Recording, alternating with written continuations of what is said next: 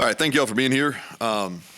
Start talking about the game from last Thursday night. Never experienced a loss like that. And I said this after the game, and some of you guys use it against me in headline, but, I mean, the game should have never came down to a Hail Mary. And I felt strongly about that right after the contest, and even more so after watching it 4 or 5 times. Should never came down to that, but it did. And talk about the last play for a second. We had a regular defense in because we knew they had 2 plays. We have a last play grouping. We didn't put it in. We didn't practice it last week, mostly because we had some injuries in it. Quit using offensive guys. Really, I guess, several years ago, if you remember when the Patriots had Gronkowski out there, I think the Dolphins beat them. And so just kind of took that and kept defensive guys out there. And our best defensive guys are our best vertical guys right now anyway. And bottom line, we didn't execute. If I had to do anything over again, which is we were just pressured. We'd have pressured. We 3-man rushed it. Probably would have brought 5. But, that's kind of what it was. Houston really deserved to win the game. We didn't play very well. Play extremely poor on defense and special teams, and a lot of the same guys. Lost our way. The reasons why we were successful, during that 4-game winning streak was because we played really disciplined football. We didn't beat ourselves. We didn't have a whole lot of penalties. We didn't turn it over. Play extremely hard, and we were tough on both sides of the line of scrimmage. And those are a lot of the same reasons why we didn't win this game. We didn't play discipline. We probably had 8 penalties called, and I could have 12 or 14 probably should have been called in the game on us. I thought Houston was hungrier, and I thought they won both sides of the line of scrimmage. Which, if that's going to be the case, then we're going to struggle to win any game. But they ran the ball for almost 6 yards a carry. We ran the ball for under 4.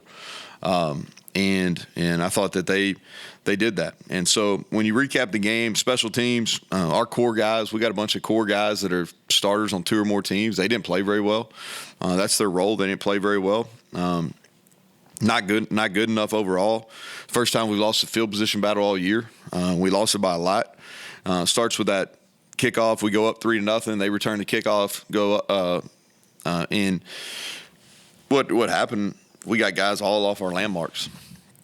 I mean, we had 3 guys right at the point of attack that are not where they should be. We don't bully blocks, meaning we don't put our hands on people's chests and drive them back. And then we had 2 guys just completely whiff. And the kid's good, and he took it to the house. But we had some poor kick locations. The ball wasn't in the air long enough, and we weren't on our landmarks.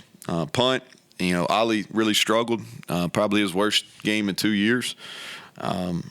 Our hang times were not there. And then, gave up the biggest return I think we've had in 2 years, which 11. They returned 1, which they had 3 or 4 blocks in the back, but we didn't cover that one very well either. But we missed 2 tackles right at the point of contact. Should have had them down for negative yardage, which we've done several times this year. Our punt return, we just lost a bunch of one-on-ones. It's been one of our better teams. When we've given Preston an opportunity to do something with it, he's done something with it. And we gave him no chance the other night. And we lined up wrong, and we just got beat. We got beaten one-on-ones. Their gunners beat us time and time again. Gave Preston no chance. Then on kickoff return, we missed opportunities. Our returner didn't see it. We blocked. That's probably the best we've blocked on that team. And we had 2 should have been returns that should have started above the 40, and we didn't. And so we got to be better there. But that's kind of special teams. Defensively, our best players didn't play very well. And I think anytime, regardless of sport, when your best players don't play very well, you're going to struggle. And our best players didn't play good enough. By far the worst performance of the year. I think it starts with poor fundamentals. Our pad level was high. We didn't shed blocks. We missed a lot of tackles. We needed to dominate with the front 6, and we didn't. Our pass coverage wasn't good enough. And I talked about this after the game. Our zone drops were off. We did not hit. We give up way too many easy completions. And a lot of that has to do with underneath defenders. We just didn't get to our spots. And so that was poor. And then they scored touchdowns on 5 out of their last 7 drives. And the longest one, I think, was 6 plays maybe. And so and we had 0 takeaways. So just absolutely wasn't good enough. We had a couple people that I thought did a good job. Tommy played pretty decent. Fatorma continues to give us some good snaps. But that was about it. And so just wasn't good enough on defense. Offensively, it's the best game. It's really what I thought we could be, when we got all our pieces together. I thought Garrett was special. He can, and we will build off that. I thought Cole and Devin did a lot of good things. CJ was better. Disappointed how we played up front. And we didn't have 2 starters, but we don't deal with excuses around here. We just weren't good enough. We were pretty good in pass pro, but just not good enough in the run game at the offensive line position or the tight end position. And just a lot of missed opportunities in the first half. And so felt like we could have put the game away or put it in the second and third quarter. We had opportunities, didn't do it on offense. And so, but yeah, people talk about the last play, but we had plenty of opportunities to win that game before it should ever got to that point, and we did not. And so that's where we're at. We're 2-1 in the conference now. We're 4-2, and flip the page. And I'm looking forward to it. We got started today, and I'm going to talk about that game. I'm going to answer the questions, and then I'm not going to talk about it the rest of the time. We're moving forward, and Tony will have to come up with some new material as we move through the week, and he and I do our stuff because I'm done after this press conference. And so we're going to learn from it and move on. And so with that, we'll flip the page over to Oklahoma State. I think Oklahoma State's one of the hottest teams in the country. And I really credit Coach Gundy and his staff. They had a low point. They get beat at home by South Alabama.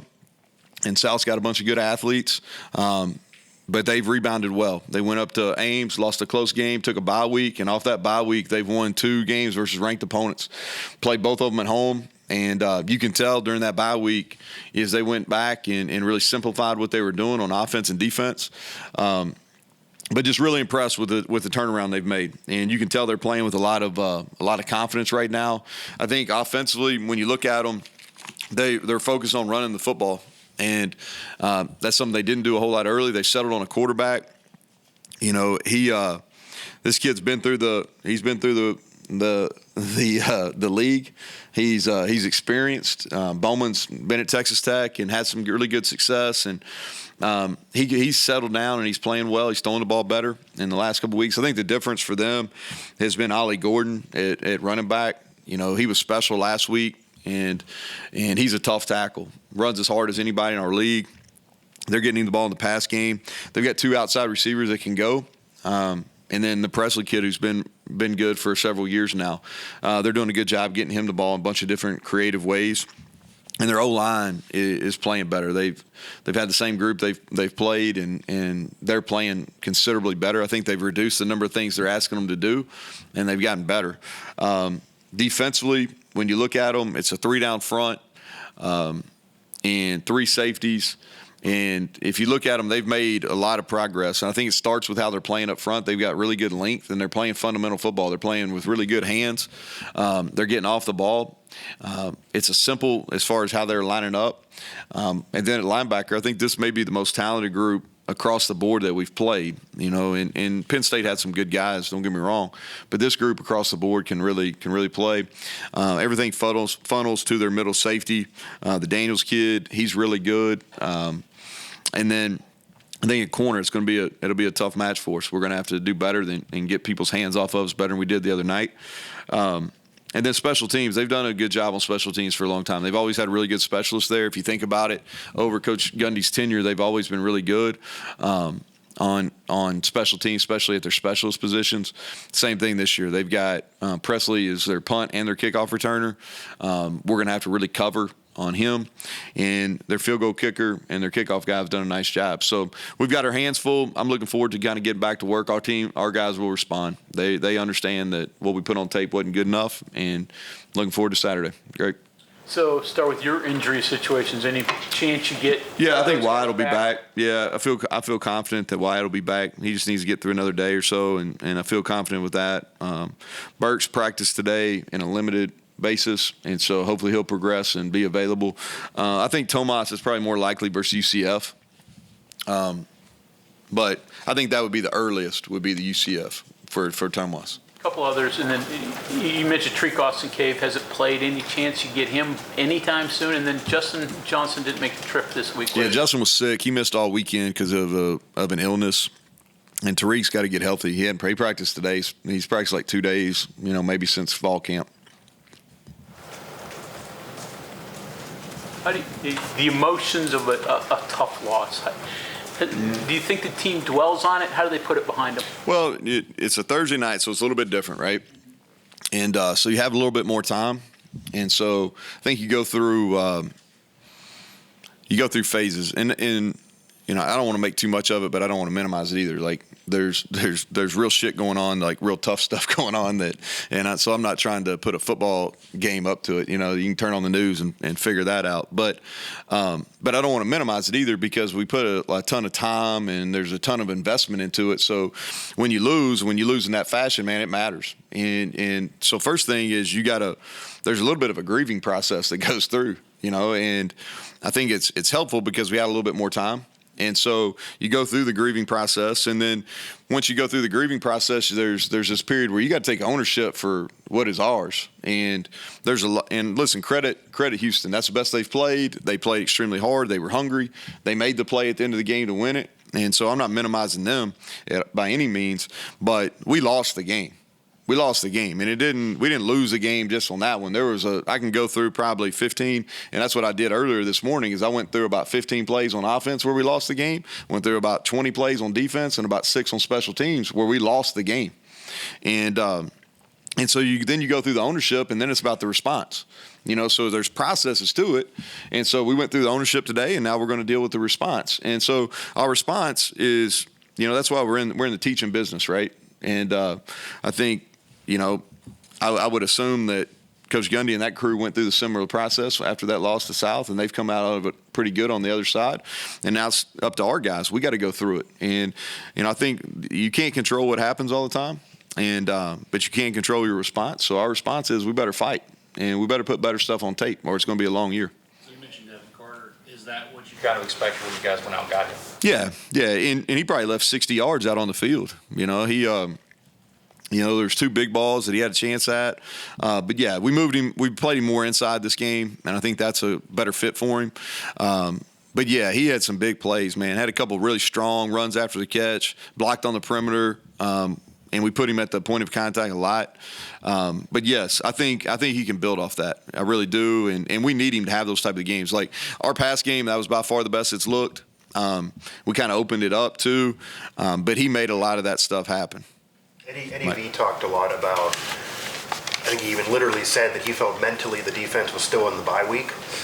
In retrospect, because we talked a lot about this in the past, do you look at like practices before the game, leading up to the game? Can you say like that's an accurate assessment? Do you disagree with that? No, I think you evaluate everything.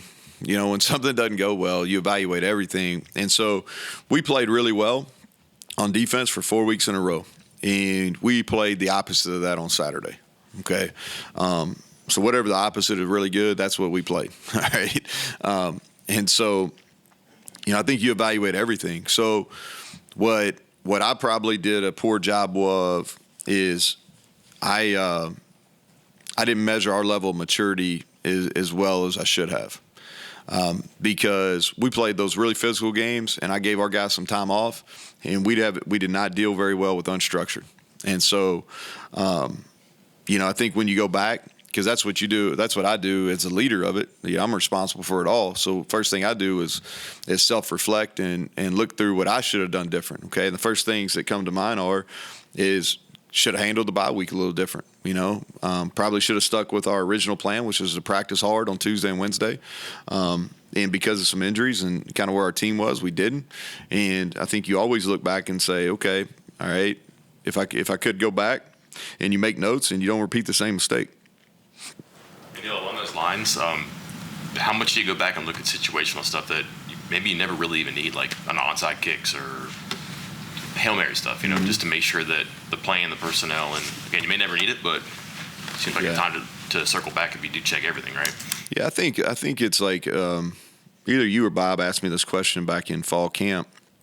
It was about, we were going in our first game, and somebody asked, I think it was one of you two guys was asking, like, what's your biggest concern or whatever? And I said, like, your biggest concern is you don't cover everything, like, and there's so many things that happen in our game from a situational, there's a lot to cover.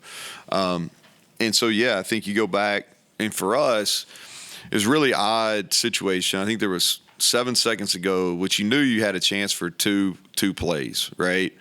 And so there's a lot of different things that people can do. They can throw the outcut like they did. You can also do the hook and ladder play. And when you do the hook and ladder play, you got to make sure you're balanced, and you got to make sure you still have pursuit lanes and those things. And so we do a lot of Hail Mary practice. But we usually do it in a one-play sequence, where there's a dead ball, where you got an opportunity. And so, yeah, I think you reevaluate. Yeah, so, like, for sure, like, moving forward, we'll have to practice that with two-play series, and you live and learn. And it's like I told our guys, like, basically what I told you all at the opening of the deal, I told our guys, too, is like, hey, if I had to do that situation over again, pretty open about it, like we'd have pressured, and we'd have made him get the ball off faster. But I think you go into any game, there's things that you would have done different, and you try to be transparent with your players. We didn't execute that play, but I could have had them better prepared too. And so I don't know if that answers your question, but yeah, I think you're always learning. We try to do this every Friday. We do a situational football deal on Friday in this room. We start our team meeting with that, where you show guys stuff that happened to other NFL teams or other college teams. Sometimes we use some high school examples, and you try to learn from it. But you're always growing in that area.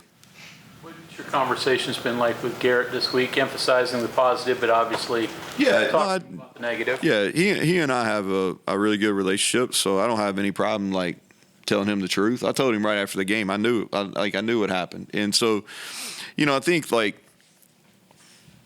and I've said this about him before, is like what makes him great is he has this exuberant energy, right? I wish I had his energy, right? He doesn't have very many bad days. He's always upbeat. He's bouncing around. But also you got to be able to limit that. And what makes him great also sometimes is his Achilles heel. That's whether that's playing quarterback or that's celebrating a touchdown. So like he did a lot of, like, without him we got no chance in that game.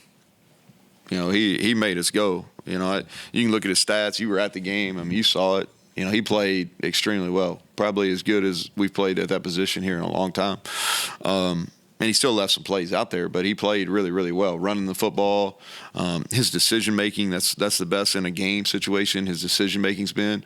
We put a ton on him in the read game, in the run read game, and in the throw game. Just can't take your helmet off. You know what I mean? It's like, it's pretty simple, and that's one of those things. If we didn't cover that, then I'd be like, oh, we didn't cover it. But we covered that in preseason camp. Made a big deal out of it after CJ got the dumb penalty against Pitt, and it reared its head again. And because the truth of the matter is, and you never know for sure, but if we kick it from the 35, then they have a really hard time executing two plays. I know that you mentioned that he has to know better. Do you have any opinions on the rule in general, though? Because that's been a debate a lot. That some people think we gotta get rid of that. Here's the thing: the rule's the rule. Like the rule's the rule. I think I'd be really hypocritical to say after we were victim of the rule to complain about it. Like I think that we probably need to do a better job letting the kids have fun in college football. I think we should focus on the stuff that really matters. And that's something that I probably do a better job of as I get older, is like focusing on what matters. But the rule's the rule. And so, like, I don't want to complain about the rule because the rule's it's very clear. The officials, they flag that rule all the time. And so we knew the rule and didn't abide by it, and we paid the price. Deal with Devin moving him around the way you guys did. I mean, he profiles as an outside guy, right? But you saw something. What did you see to maybe? I just wanted to get him some more free runs, Mike, and he'll play inside and outside. But I wanted to get him some more free runs off the ball, and I wanted to be able to play him on both sides. And there was a couple things in the run game I thought he could help us on too, getting him closer to it. And so, because both our slots we've been playing are smaller, so I wanted to get bigger at that. And he's smart too, so I thought he could handle it. You know, we worked on a little bit during the bye week, and we're going to continue to do that. You know, I thought that was positive for him, and we can grow his role in that.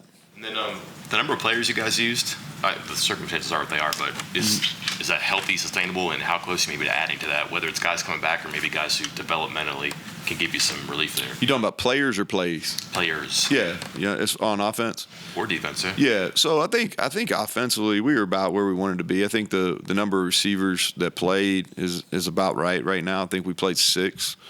And played 2 tight ends. You know, the running backs, we got to get that right. You know, as far as I thought CJ played better.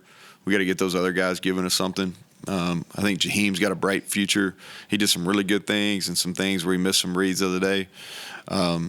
We probably need to look at maybe shortening that rotation just so guys can get into a rhythm. But I think as far as offensively we can sustain. I think defensively, yeah. You know, we got quality depth. They didn't play very well up front on Thursday night. We got quality depth. We like depth in the secondary and linebacker. You know, so we got to be careful on what we're doing back there. Neal, how did you learn to be honest with yourself? Was it hard? I mean, most people rationalize. I mean, Yeah. You know, they say it wasn't my fault. You know, how did you teach yourself that lesson? Who taught it to you? Well, I don't think anybody cares. You know what I mean? Like no. I mean this bad. I'm like nobody. I could come up here and this is the way I look at this job is like, for better or worse, I'm responsible for it all. You know, I'm responsible for it all. And there's some things that I'm in really close proximity to, and then I make the decisions every time, and there's some that I'm not. But at the end of the day, like my name's on the program, and I'm responsible for it all. And I think that we talk a lot to our players about love, and that sometimes comes off as a soft word. I don't necessarily think it is, but to me, love is like there's 2 primary things when you talk about love, and it's telling people the truth and holding them accountable. All right, and so we want to be a program that fosters love, which means we tell our guys the truth and we hold them accountable. Well, I think you got to, as a leader, whether it's in football or anything, you've got to set that standard. And I have to make more decisions than anybody in the program, so I probably make more mistakes than anybody in the program. So I think you have to be transparent with that. And I think you lose credibility if you're not. You know, I think, and whether it's with your team or at home, whatever, like you lose credibility if you're not transparent. And so we all make mistakes. And I think that, you know, where the root for that comes probably comes from my dad, who was a leader in a school system for a long time. You know, he's still working 50 some years. And, you know, and he taught me early on that, you know, you make decisions and you live with them. And if you're right, you know, give other people credit. And if you're wrong, you take the blame. And that's kind of the way I think about it. Neal, what does the pre-snap movement do for the offense? Yeah, so I think it depends on who you're playing. And so what you do is you're trying to get some looks pre-snap on pre-snap alignments. And then what you're trying to do is you're trying to get the guys moving sideways and then take their eyes off their keys. And so that's what we do it. You know, we pick and choose.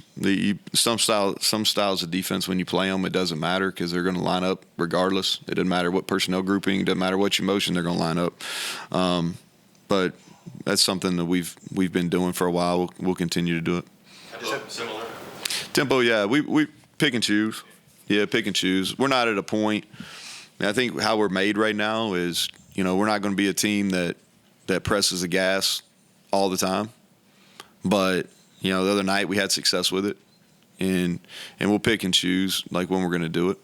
Just comments on Mike Gundy and just what you know about him and just his career, because it's not not common to be at one place as long as he's been. It's pretty rare these days. Yeah, I think the thing that sticks out with him is how he's done it. Is because if you look, there's been some times where he won it with all offense. You know, he's won 10 games like 6, 7, 8 times, something like that, crazy. And he's done it for a really long time. He's got a really long bowl record going, but he's won it scoring high and high scoring, years and points, and he's won it being one of the top defenses in the country. So he's done it a bunch of different ways. He's done it with a bunch of different staff that are rolled in there, and I think he's stayed pretty true to himself, and he's figured out ways to change. I think, and that's why I opened that up talking about, they've been, rebounding from that game against South has been really impressive. Just when you watch it and you're like looking at it from the outside, you're like, okay. Probably to the fans, they're like, oh, they played a bad game, but to me, I look at that and the inner workings of like how you get a team back. You're like, man, that's pretty impressive. Okay, thanks, Coach. All right, thank you.